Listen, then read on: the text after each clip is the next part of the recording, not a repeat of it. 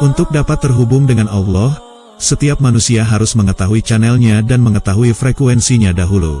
Radio dan televisi akan dapat menangkap siaran langsung, walaupun jaraknya berjauhan, jika diketahui channel dan frekuensinya. Radio dan televisi itu tidak akan dapat menangkap siaran, walaupun jaraknya berada di dalam pemancarnya sekalipun, jika tidak diketahui channel dan frekuensinya.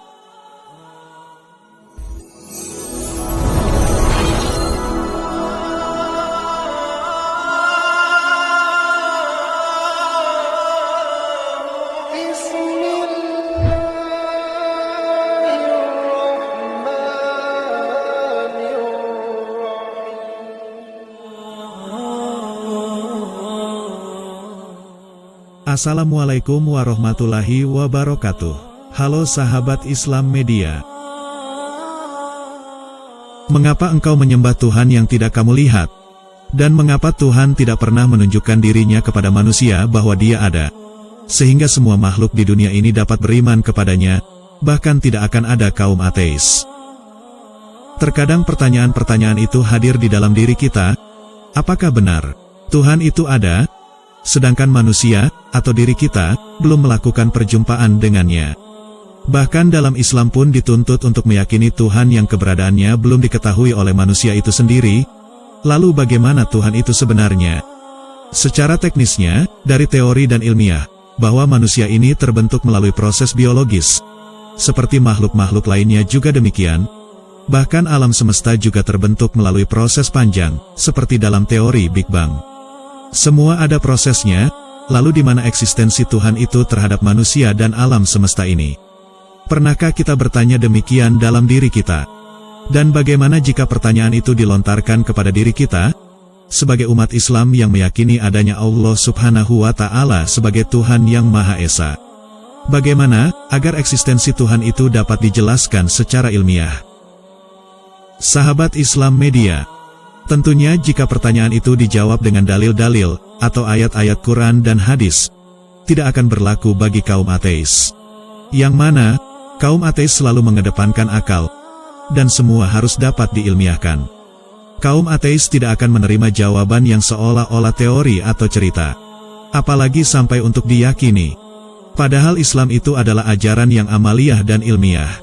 Islam itu diperuntukkan untuk orang-orang yang berpikir, untuk orang-orang yang berakal. Pertanyaan tentang keberadaan Allah sampai kapanpun akan selalu menjadi perdebatan yang tiada hentinya. Jika kita sebagai umat Rasul tidak dapat menjelaskan eksistensi keberadaannya, maka perlu dipertanyakan kembali, sudah benarkah syahadat kita? Secara singkat, sebenarnya Tuhan itu tidak perlu dijelaskan, atau dicari keberadaannya. Karena di setiap sendi-sendi kehidupan alam semesta ini, Dia ada. Tanpa Tuhan, maka tidak akan ada kehidupan ini. Sifat-sifatnya ada di setiap sendi-sendi kehidupan kita. Bayangkan saja, jika satu sifatnya tidak ada di dunia ini. Contohnya sifat Maha Kasih-Nya Dia cabut dari alam semesta ini, apa yang akan terjadi dengan dunia ini?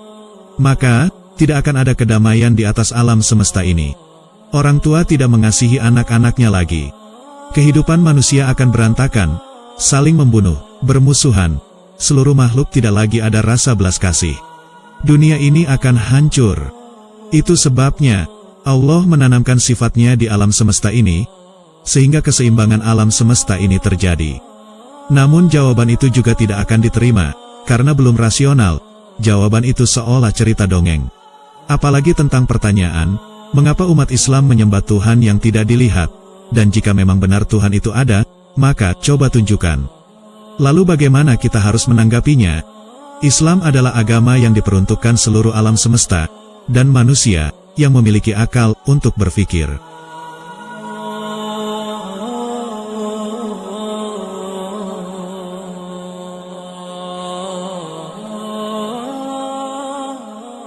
Sebagaimana dalam Al-Quran dijelaskan, Allah berfirman dalam surat Ali Imran ayat 190 yang artinya, sesungguhnya dalam penciptaan langit dan bumi, dan silih bergantinya malam dan siang, terdapat tanda-tanda bagi orang-orang yang berakal. Allah Subhanahu wa Ta'ala juga berfirman di dalam Quran Surah Ali Imran ayat 191 yang artinya, yaitu orang-orang yang mengingat Allah sambil berdiri atau duduk, atau dalam keadaan berbaring, dan mereka memikirkan tentang penciptaan langit dan bumi, seraya berkata, "Ya Tuhan kami, tiadalah Engkau menciptakan ini dengan sia-sia. Maha suci Engkau, maka peliharalah kami dari siksa neraka." Di dalam Al-Quran jelas menegaskan bahwa Islam adalah agama untuk orang-orang yang berakal, orang-orang yang berpikir tentang keberadaan Tuhannya. Alam semesta adalah suatu bukti tentang keberadaannya, eksistensinya nyata. Lalu, bagaimana ilmiahnya, agar dapat diterima secara logis dengan akal pikiran, bahwa Tuhan itu ada, keberadaannya. Sayyidina Ali pernah bertanya kepada Rasul, "Wahai Rasulullah, kedua orang tuaku akan menjadi jaminanku. Mohon katakan padaku, apa yang diciptakan Allah sebelum semua ciptaan?" Beliau menjawab, "Sesungguhnya, sebelum Rabbmu menciptakan lainnya, Dia menciptakan dari nurnya, nur nabimu." Firman Allah dalam hadits qudsi menceritakan sebagai berikut, yang artinya, "Adalah aku, satu perbendaharaan yang tersembunyi, maka inginlah aku, supaya diketahui, siapa aku. Maka aku, jadikanlah makhlukku. Maka aku memperkenalkan diriku kepada mereka, para petugas Allah." Dikisahkan juga, suatu hari Sayyidina Ali sedang sholat. Dan ada seorang sahabat yang melihatnya sedang sholat. Setelah selesai sholat, sahabat itu bertanya kepada Sayyidina Ali, "Ya Ali, apakah engkau melihat Tuhanmu dikala engkau beribadah?" "Aku tidak memuja Tuhan yang tidak aku lihat," kata Sayyidina Ali. Bertambah keheranan sang sahabat dengan jawaban itu. Dia pun kembali bertanya, "Bagaimana engkau bisa melihat Tuhan?"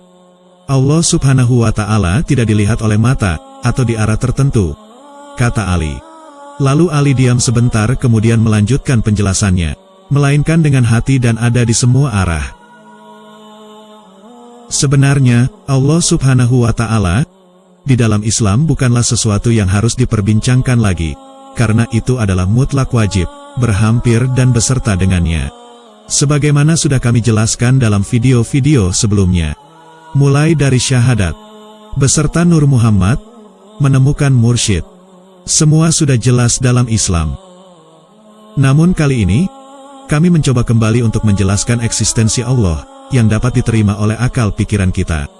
Dari kisah Sayyidina Ali, bahwa Tuhan itu jelas keberadaannya, dapat dilihat melalui mata batin. Di dalam kalangan tasawuf, atau kaum sufi, sudah tidak asing dengan nama Nasaruddin Hoja. Dikisahkan bahwa, suatu hari, ia keluar rumah dengan membawa lampu lentera mengelilingi pasar. Lalu orang-orang bertanya kepadanya, "Mengapa engkau masih membawa lentera di siang hari, sedangkan cahaya sinar matahari sangat terang?" Dari kisah itu, sebenarnya ia memberitahu kepada semua orang, bahwa Allah itu sangat dekat, bahkan, lebih dekat dari urat leher. Tetapi manusia tidak dapat melihatnya. Dalam sebuah kisah lainnya, diceritakan, ada seorang yang alim diajak untuk berdebat dengan seorang ateis tentang Tuhan. Pada hari yang telah ditentukan untuk bertemu, seorang ateis datang terlebih dahulu. Dan menunggu seorang alim tidak kunjung datang. Hingga sore hari barulah seorang alim itu datang. Dan ateis bertanya, "Mengapa engkau datang terlambat?" Katanya, "Engkau orang yang memiliki Tuhan." Lalu sang alim menjelaskan, bahwa ia terlambat datang karena saat di perjalanan hendak menyeberang sungai, sungai itu banjir, dan saya tidak dapat menyeberang karena tidak ada perahu. Kemudian saya menunggu ada pohon yang rubuh. Lalu saya menaiki pohon itu untuk menyeberang. Kemudian ateis tertawa terbahak-bahak, seraya berkata, "Mana mungkin ada pohon yang rubuh dapat digunakan untuk menyeberang, jika tidak dibuat perahu terlebih dahulu." Sontak sang alim juga tertawa terbahak-bahak, sambil berkata, "Mana mungkin alam semesta ini ada, jika tidak ada penciptanya."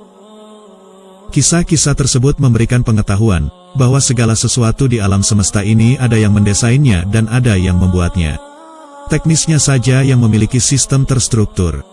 Karena, tidak akan masuk akal, sesuatu itu ada dari ketiadaan. Jika dipikirkan secara terus-menerus, maka, ujung pangkalnya adalah, akan bersumber pada yang ada. Oleh sebab itu, dalam Islam Allah menerangkan, bahwa, penciptaan alam semesta ini, semata-mata Dia ingin menunjukkan eksistensinya kepada manusia, agar manusia itu berpikir. Di dalam Islam, segala sesuatu yang ada di dunia dan akhirat tercipta melalui Nur Muhammad. Sedangkan Nur Muhammad adalah cahaya Allah itu sendiri. Untuk melihat matahari, maka wajib seseorang itu berada di dalam cangkupan sinar matahari itu.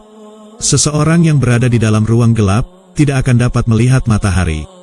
Artinya begini, Allah itu dimensinya alam akhirat. Maka untuk melihat Allah, harus menggunakan alat yang sama dimensinya dengan alam akhirat juga. Jasmani beserta pelengkapannya, indera dan akal, itu berasal dari dimensi dunia. Dia tidak akan mampu melihat Allah, karena dimensinya berbeda. Akal sampai kapanpun tidak akan mampu menembus alam akhirat, jangankan akhirat. Saat tertidur saja, akal sudah lumpuh total. Apalagi sampai mau menembus alam akhirat, itu mustahil. Demikian Allah yang Maha Esa, tidak ada sesuatu yang ada di alam semesta ini yang dapat dibandingkan dengannya. Alam semesta adalah perwujudan cahayanya. Di sana Dia tanamkan sifat-sifatnya, sedangkan kita berada di dalamnya itu sendiri. Sejak kita dilahirkan ke dunia, kita sudah berada dalam cahaya dan sifatnya. Kita tidak pernah merasakan selain Allah, sehingga keberadaannya yang begitu dekat tidak pernah kita rasakan. Karena apa? Karena tidak ada perbandingan lain selain Dia.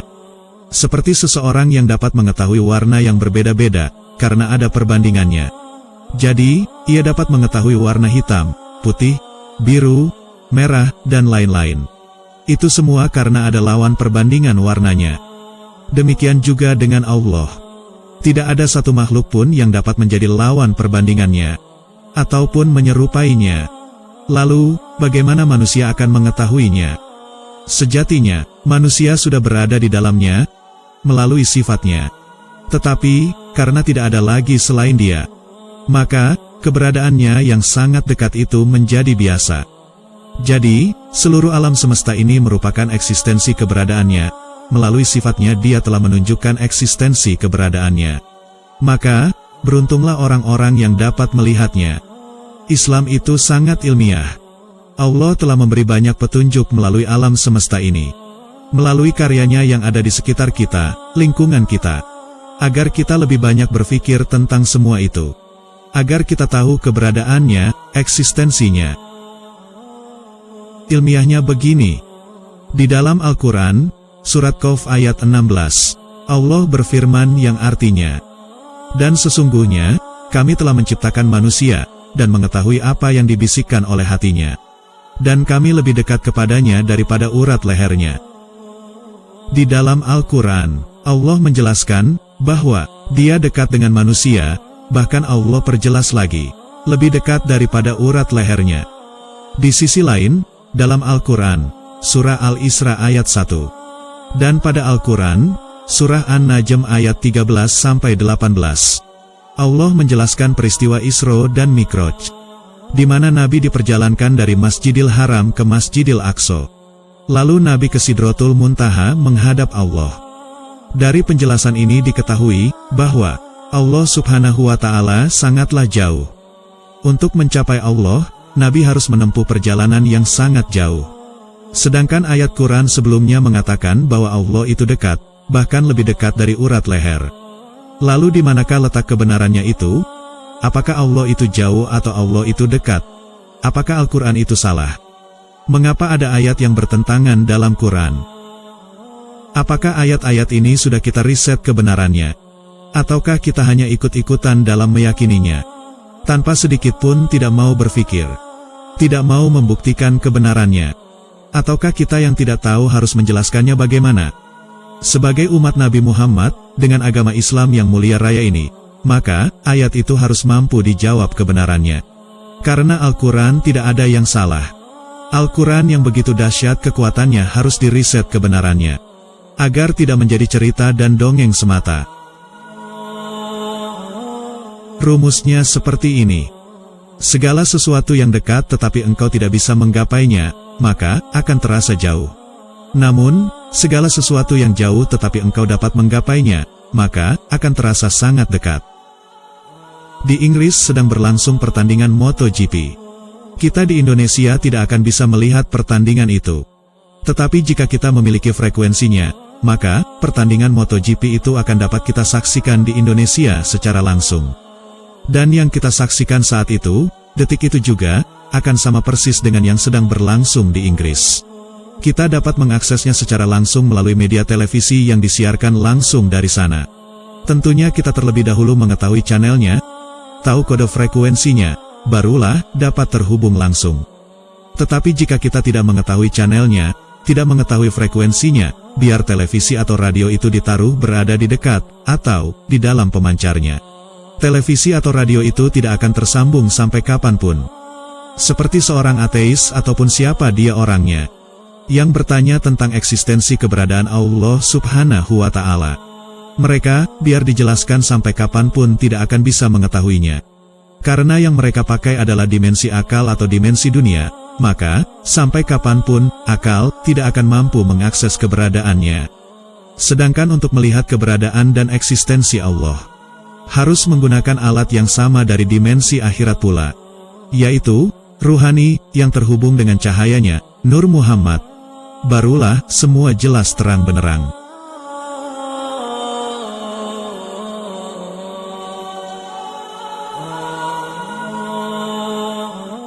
Sahabat Islam Media, pada intinya kami mengurai semua ini tiada lain hanya mengungkapkan kebenaran sejati yang sudah berabad-abad tersembunyi. Ajaran Rasul yang telah lama diasingkan oleh kaum orientalis dan wahabinya, hingga kini pun sangat asing di telinga kita semua. Semoga kita selalu diberikan petunjuk olehnya, agar bisa berjumpa dengan kekasihnya, dipertemukan dengan seseorang yang dapat menghantarkan kita ke haribaan Allah Subhanahu wa Ta'ala. Seseorang yang benar-benar mendapatkan curahan nurnya melalui ahli silsilah warasatul anbiya. Mungkin sampai di sini dulu pembahasan kita tentang pertanyaan akan keberadaan Allah. Sampai ketemu lagi di pembahasan-pembahasan selanjutnya. Wassalamualaikum warahmatullahi wabarakatuh.